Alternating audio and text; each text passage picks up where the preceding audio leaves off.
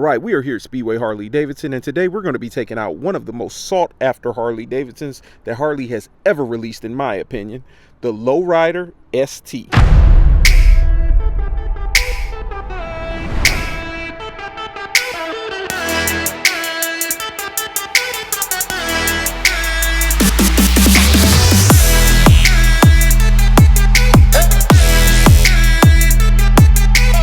This motorcycle sits on the Softail platform, which is an extremely comfortable ride, but in my opinion it's kind of a crossover.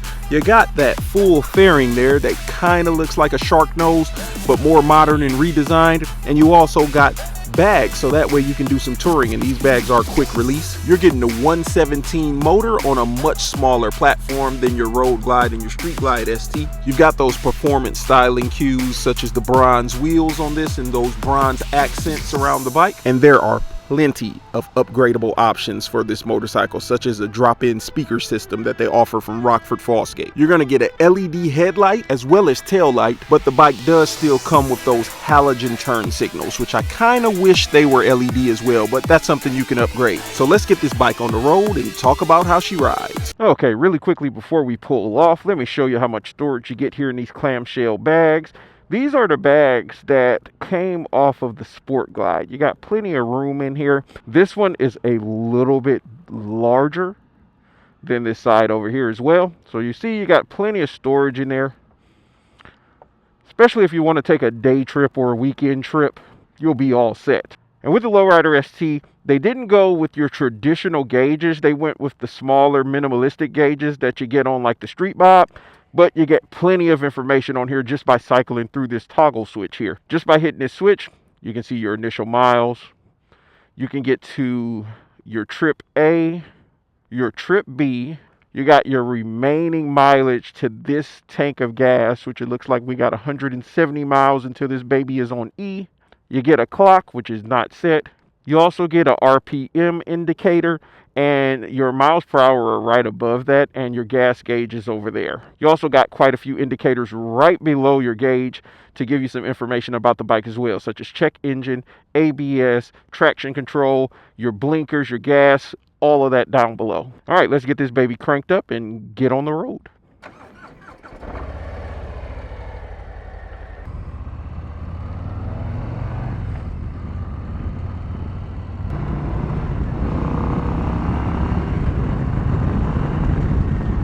So I guess you could call this a first ride, because typically when one of these hits the showroom floor, it's already sold, and we haven't had the opportunity to take you out here with us on this ride to talk about the Lowrider ST. So the styling for this bike came from the FXRT, which was a very popular style, and it still is to this day. There's so many people building Dynas as well as Softails to look like that model.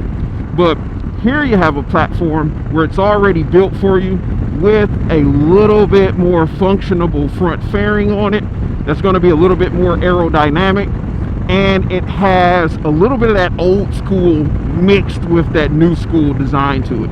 And I feel like Harley-Davidson hit that right on the head with designing this motorcycle. It's a very stylish bike. Excuse the wind noise if you're hearing a lot of that. It's kind of windy out here today, but I'm not complaining. It's way better than these 100-degree days we've been experiencing lately. But this bike has that classic look and style to it that everyone's been craving and wanting to get their hands on. My initial impressions on the seating position: I'm 6 feet tall, about 230 pounds, and I feel like the foot controls or your pegs on this are up a little bit higher, which is something you would expect because of the fact that the bike is meant for that sportier feel to it. Now, compared to your other Softails, you get 1 inch more of travel in the rear suspension, and I know that doesn't seem like a lot, but it's definitely noticeable as far as the performance and how it actually feels on the road. Comment down below, what do you think of the styling of the Lowrider ST? We all know it's one of the most popular bikes out there right now. Everyone wants to get their hands on one of these. They're very hard to find, and we actually have, well, one is sold, but we have this one as well as one more on the showroom floor currently. Not sure how long they're going to be there though. As far as the performance, you got that 117 motor in here, and it's putting out 125 foot-pounds of torque. On your bigger models, or I'll say the big brother to this, which I feel like is the Road Glide ST, because it has a similar look with kind of a shark nose styling front fairing. That one puts out 127 foot-pounds of torque, which is only 2 more foot-pounds of torque, but it's with the exact same motor. So I'm assuming they did that somehow with gearing or something like that. But you got to think about this. That bike's going to weigh quite a bit more. I believe it's about 100 and I'm gonna say about 120 pounds heavier than this bike. I'll put the exact figures on the screen right here so you can see the weight of the Lowrider ST, which is looking at right there, and then here is the weight of the Road Glide ST, just for a comparison. Now this bike is on a smaller platform, and some people get intimidated by those full-size touring bikes. Well, here's another option for you that's right in between your traditional just soft tail and a touring model, because they set this baby up to do some touring. I'm not sure if you can see the lines here in the inner fairing. That is where your speaker system would go. It's a drop-in speaker system. You would basically take this section out, and there's a whole Rockford system that would go right in there, and you just control that system with an app on your phone. So if you're one of those people who just really wanted a Lowrider S, you just had to have that motorcycle, that was your baby, your dream bike, but you're like, well, I would really like to do some touring. Here's a solution for you, which is basically sitting on a Lowrider S platform. You're going to get a larger fairing up front, which is going to help mitigate some of that wind fatigue that you would receive while you're out on the highway and you're out doing some touring. You got some storage in the back, which those are quick release bags as well. So if you're not using them, you can just take them off and leave them at the house and just ride bagless. Let's check out that performance. Oh yeah. Now as far as the seating position goes, it is comfortable. My knees are up a little higher than I would like them to be, but I feel like that's because the pegs are up a little bit higher, so you'll get more of a lean angle. But there's ways to adjust that just by swapping out your seat. You can get a seat that's going to allow you a little bit more room to where you're stretched out more and your knees won't be up as high.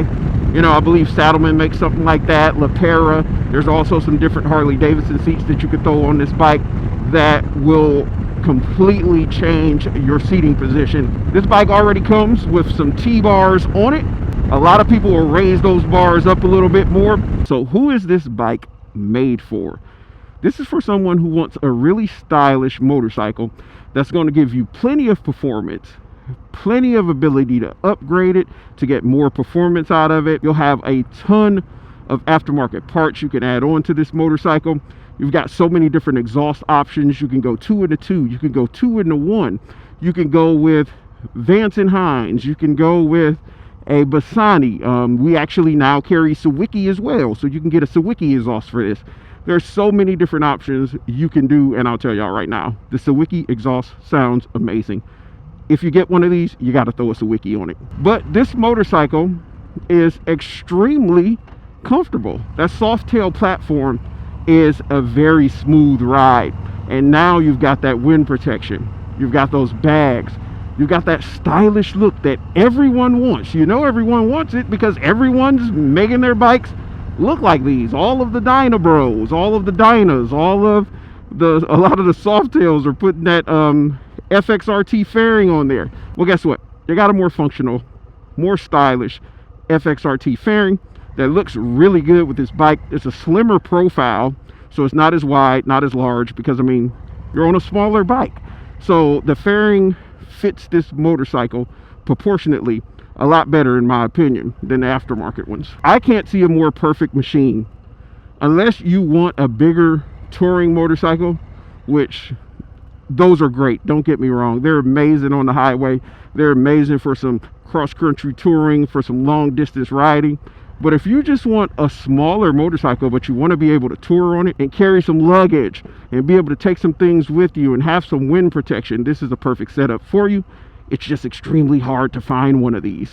I think I'm going to take pictures right here this time. But this bike literally has everything you need, nothing that you don't want. Look at the styling of that fairing. It looks good. You've got the vents in the side. It's very aerodynamic. You've got the bronze wheels. You've got the 117 with the heavy breather on it.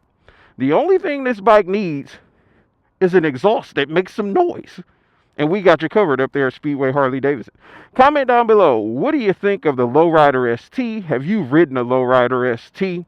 Is this one of those bikes that you've been looking for and you just can't seem to find one? Like this video, share this video with your friends, your family, put it on your page, subscribe to the channel, hit that bell notification. We will continue to bring you as much Harley-Davidson content as we possibly can. We'll check you out in that next one.